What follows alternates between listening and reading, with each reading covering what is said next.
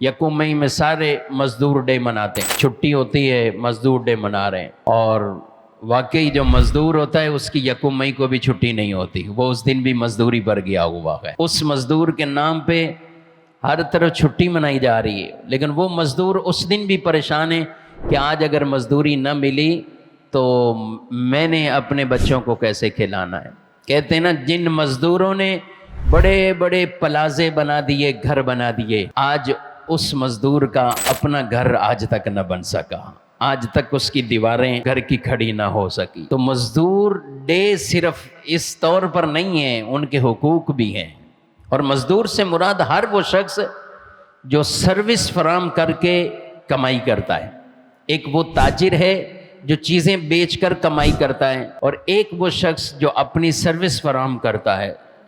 اور وہ چاہے مزدوری کرنے والا، مکان بنانے والے مزدور مستری ہوں یا کوئی اور ہوں، اس اعتبار سے سارے وہ مزدوری ہی پر کام کرنے والے مزدور کہلاتے ہیں، کہ جو سروس فراہم کر کے اپنی اجرت کماتے ہیں۔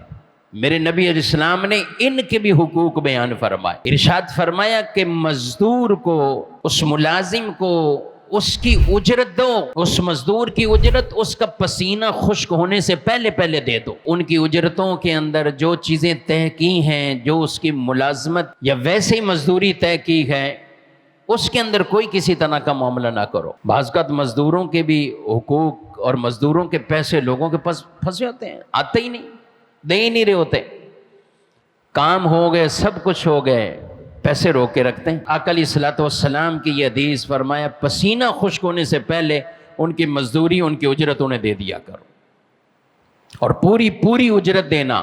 ہاں، مزدور پر بھی فرمایا پورا کام کرنا، یہ نہیں کہ صرف ایک طرف کی چیز۔ حضور علیہ الصلوۃ والسلام کی تعلیمات میں سے مزدوروں سے بھی فرمایا، یہ بھی ان کو بھی تعلیم دی کہ جو کام تمہارے ذمے ہے، جس کی تم نے معاوضہ لینا ہے، تو اب اس کام کو تو کرنا ہے۔